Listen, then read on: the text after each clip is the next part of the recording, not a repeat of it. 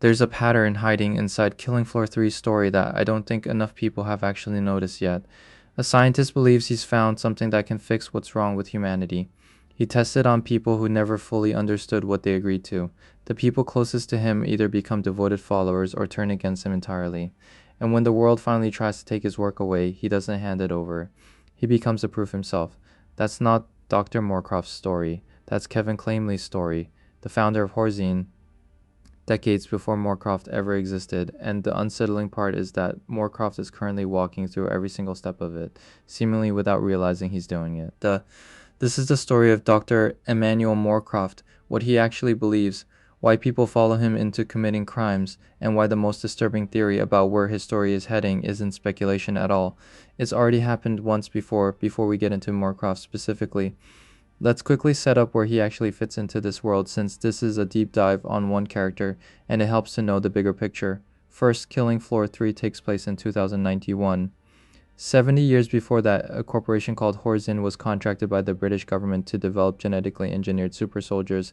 That research went wrong in the worst possible way, producing creatures called Zeds, monsters that eventually broke loose and caused a catastrophe known as the Outbreak. The Horzine survived all of that.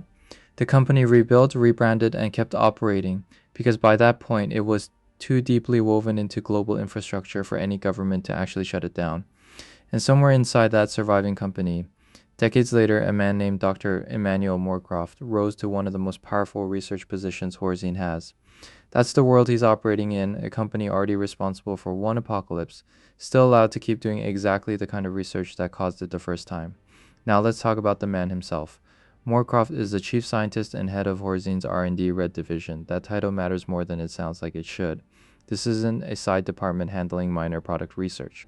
Their R&D Red is the division responsible for Horzine's most advanced and most secretive work, the kind of research that operates outside the normal rules and oversight the rest of the company follows. If Horzine has a place where the worst ideas get permission to actually happen, this is it. And the project Moorcroft personally runs out of that division revolves around something called the mire. If you haven't seen our previous video, the short version is this. The mire is a substance, not a creature, that gets applied to living tissue to create entirely new types of Zeds, ones beyond the basic creatures Horzine produced decades ago. Moorcroft doesn't see it as a weapon. He genuinely believes it represents the next stage of human evolution itself, something humanity is missing and that he's finally discovered. And he hasn't just been theorizing about that belief, he's been testing it. Moorcroft has been secretly experimenting with the mire on living test subjects, not computer models, not animal trials kept at a safe distance. Here's what actually separates Moorcroft from the typical evil scientist you'd expect in a story like this though. He's not forcing anyone into this. He's not holding people at gunpoint to get cooperation. People are choosing to follow him. Take Edgar Hobbes. He's a junior biochemist who was recruited specifically to work under Moorcroft, and the story describes him as willing to take extreme measures to advance the research, up to and including sabotage and kidnapping if that's what the work requires. Stop and actually think about what that means. Hobbes wasn't born into this. He's a trained scientist, someone who went through education, built a career, and at some point along the way decided that what Moorcroft was building was worth breaking the law for. That's not coercion, that's conviction. Somewhere in his time working under Moorcroft, Hobbes stopped seeing him as a supervisor handing out assignments and started seeing him as something closer to a man with the answer. The kind of devotion you usually only see surrounding people who are either onto something nobody else can see yet, or so convincingly wrong that it feels exactly the same from the inside. We genuinely don't know which one Moorcroft actually is yet, but it's worth knowing that not everyone who started out close to him ended up as convinced as Hobbes did. There is a senior research scientist named Pam Medford who used to support Moorcroft's work directly back when his genome editing research was still being framed internally as something with a noble purpose. She was on his side. Today she's described as the voice of reason inside Horzine, actively working as an internal critic against the exact research she once believed in. Picture what that actually looked like as it happened.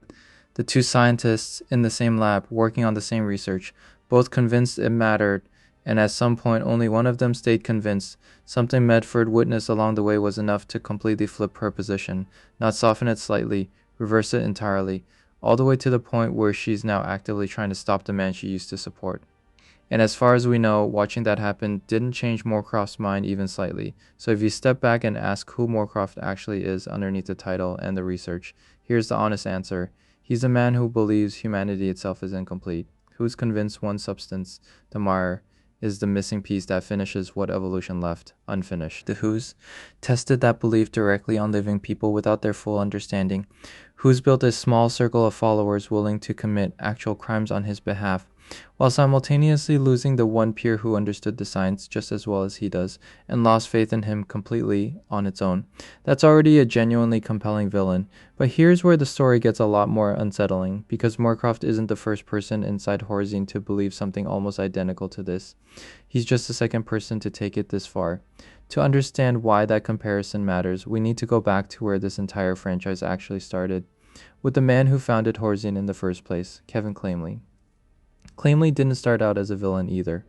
He started out as a grieving father. His son had died, and Clamely became convinced that science could undo that loss, that he could bring his son back through cloning. That obsession, born entirely out of grief rather than ambition, produced the very first Zed ever created, the Clod, decades before Moorcroft was even born.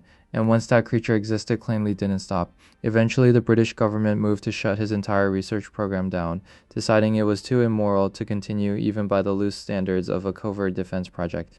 Most people in that position would have handed over their research and walked away. Clamely didn't. He performed one final experiment on himself, voluntarily transforming his own body into something else entirely, a massive boss-type Zed that the franchise calls the Patriarch. Read that again because it's worth sitting with. The founder of the company became one of his own creations, not by accident, not through some lab mishap, as a deliberate final choice, the last act of a man who believed in his work so completely that when the world tried to take it away from him, he decided to become the proof that he had been right the entire time. Now bring that all the way back to Moorcroft and look at him again with that history in mind. A man who's convinced the mire is the missing piece of human evolution, a man who's already comfortable testing that belief on other people. The man whose closest scientific peer, someone who genuinely understood his work, just turned completely against him. The exact same way Clamley's own people eventually turned against him decades earlier, and the most recent developments in the story make this comparison almost impossible to ignore. Moorcroft has been tracked all the way to the Brunt ice shelf in Antarctica, one of the most remote and isolated places on the entire planet, conducting what's described in-game as extra-dimensional experiments, and the story tells us directly that he's becoming increasingly unstable as a result of whatever he's doing out there. Increasingly unstable, that's not a man calmly continuing methodical research at his own comfortable pace. That phrase describes someone whose own work has started actively changing him, the same way Clamley's final experiment physically changed Clamley. History inside this company doesn't just repeat the same methods, it repeats the same ending. So here's a theory I genuinely can't shake once you line all of this up properly. I don't think Moorcroft's story is heading toward arrest. I don't picture Nightfall's campaign ending with him sitting in a cell somewhere, calmly explaining his research to investigators while Cordelia watches through a window. I think Moorcroft is heading toward becoming his own final test subject, exactly the way Clamley did decades before him, pushed by the same kind of desperation. In the exact moment the world finally closes in around him and his research is about to be taken away for good, convinced enough in his own theory that the only move left on the table is to prove it once and for all, using the one test subject he trusts completely, himself. If that happens, Moorcroft won't just become Horzine's next mad scientist footnote, he'll become its second patriarch, a brand new monster born from the exact same belief that created the first one, separated by 70 years in one company that never actually learned anything from the first time it happened. That's Dr. Emmanuel Moorcroft, the man who genuinely believes he's completing evolution itself, surrounded by people who either worship that belief completely or have learned to fear exactly where it's heading, walking the same path the company's own founder walked decades before Moorcroft ever set foot inside Horzine's doors. If you want to go deeper, we're covering Pam Medford, Edgar Hobbes, and exactly what happened during Kevin Clamely's transformation into the Patriarch in upcoming videos. You genuinely don't need to have played the game to follow any of it. Subscribe so you don't miss it, and drop a comment. Do you think Moorcroft ends up becoming a new Patriarch before the story is over, or does Nightfall manage to stop him before history gets the chance to repeat itself again? Tell me what you think.